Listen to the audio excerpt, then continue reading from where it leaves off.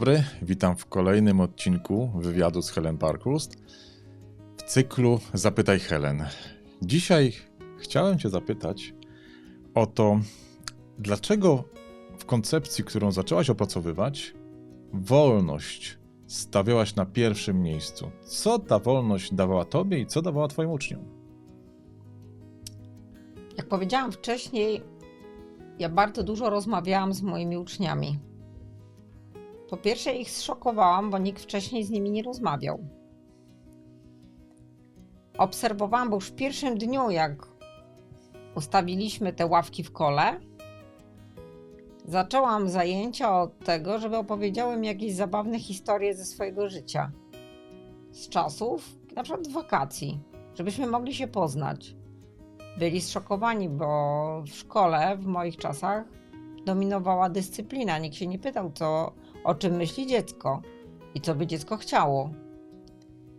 Następnie tak nakierowałam rozmowę, aby zapytać moich uczniów, o czym chcieliby się uczyć w najbliższym tygodniu. Tu kolejna konsternacja u moich uczniów. Oczywiście moi pomocnicy, z którymi spotkałam się przed rozpoczęciem roku szkolnego, uśmiechali się, bo wiedzieli już, że ja tak rozpocznę te zajęcia i byli moim ogromnym wsparciem. I przygotowaliśmy sobie wspólnie taki zakres tematów na najbliższy czas, którym chcielibyśmy się zająć. Ustawialiśmy ławki na 5 grup. Każda grupa miała swojego opiekuna. Można powiedzieć, ja to nazwałam monitor. Każdy był monitorem, czyli monitorował przebieg, a jednocześnie inicjował, a ja spokojnie mogłam sobie siedzieć w kantorku w drugim pomieszczeniu, bo też monitorzy dbali o porządek i bezpieczeństwo w grupach. I to też dawało mi czas, bo dzieci były nauczone, że jeżeli czegoś nie wiedzą, zawsze mogli podejść do mnie, kiedy byłam wolna. Ale wtedy zauważyłam, że jest problem, że dzieci stoją w długich kolejkach, żeby do mnie podejść. I wpadłam na wspaniały pomysł, że zamiast iść do mnie, mogliby pytać siebie wzajemnie w danych grupach albo tego swojego opiekuna. I to był strzał w dziesiątkę. Bo zauważyłam, że dzieci, udzielając wzajemnie sobie pomocy, tworzą relacje między sobą. W ogóle zauważyłam, że jeżeli tworzy się relacja, to dzieci pracują lepiej, tworzy się motywacja wewnętrzna, a największą wartością, jaką zauważyłam w moim pomyśle, była wolność dana dzieciom. Że wszyscy nie musieli czekać na mój ruch, czy na mój pomysł, albo na to, co ja im powiem, tylko przygotowywałam te ich prośby, o czym chcieliby się uczyć, w formie zadań rozpisane na przydział. I teraz tak, młodsze dzieci miały przydziały tygodniowe. Starsze dzieci miały przydziały miesięczne, gdzie na każde z 5 przedmiotów miały po 20 zadań. Ponieważ byli starsi, byli w stanie opanować więcej niż 1 tydzień. Młodsze dzieci nie były w stanie wyjść poza 1 tydzień, więc miały rozliczenie cotygodniowe. Najpierw dzieci rozliczały się z monitorami, a dopiero przychodzili do mnie. Zauważyłam radość w działaniu. Zauważyłam to, że dzieci nie chciały wychodzić do domu, gdzie wcześniej nie lubiły szkoły, a one zostawały, dlatego że nie ukończyły zadania. A najgorsze jest to, że ja nie powiedziałam o zmianie całości organizacji swoich zajęć swojemu przełożonemu, a ponieważ szkoła była malutka, nikt do nas nie zaglądał, to myślałam, że i tak się nie dowie. Ale cóż, dobre wieści się rozchodzą i mój inspektor dobrze wiedział, co ja robię, ponieważ o tym donieśli mu rodzice, którzy byli zaskoczeni, że ich dzieci, które wcześniej nie można było do szkoły namówić, żeby wyszły, teraz leciały do nich jak na skrzydłach. To dzięki dzieciom na parapetach pojawiły się kwiaty. To dzięki dzieciom wokół szkoły powstał ogród, który sami dbali. To dzieci odśnieżały dojedźcie do szkoły, to dzieci również wpadły na pomysł, żebyśmy wprowadzili tak zwane dyżury opieki nad ogniem, bo w mojej szkole po środku stał duży piec, który trzeba było, kiedy było zimno, rozpalić, a następnie dbać, aby ten ogień nie zgasł. Więc dzieci dbały o porządek, o ogień, o ogród, o odśnieżanie. Czasami chciałam dzieciom zapłacić z tej mojej pensji $38, ale dzieci dbały, bo to była ich szkoła. A powiedz, jak poza tym, że nie przeszkadzali ci, jeśli chodzi o twoje władze, zwierzchnie tak pracować, czy zachęcali cię dalej do tego? Czy korzystali z tych twoich doświadczeń? Ja po roku pracy, bo na tyle miałam kontrakt na rok, byłam też jedną z pierwszych nauczycielek, która wpadła na pomysł, żeby pożegnać swoje dzieci dyplomem.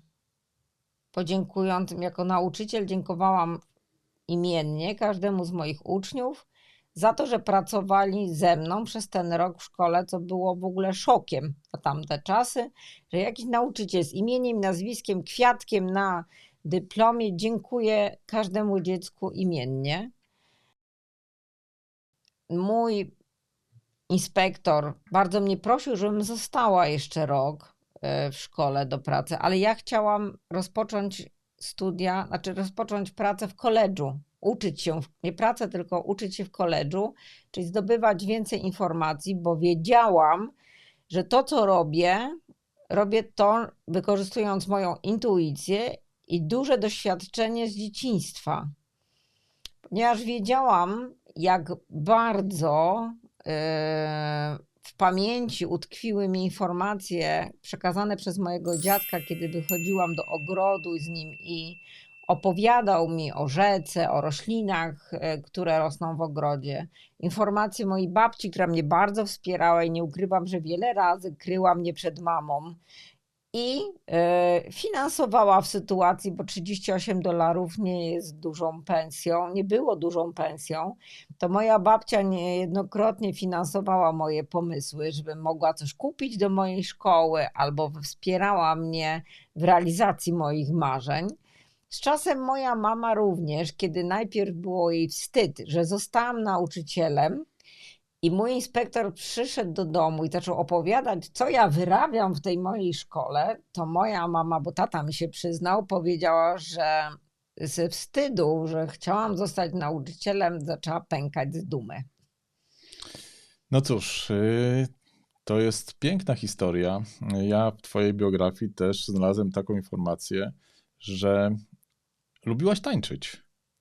Bardzo lubiłam tańczyć, bo miałam też nauczyciela tańca i dzięki temu prowadziłam taniec do mojej szkoły i taniec ludowy.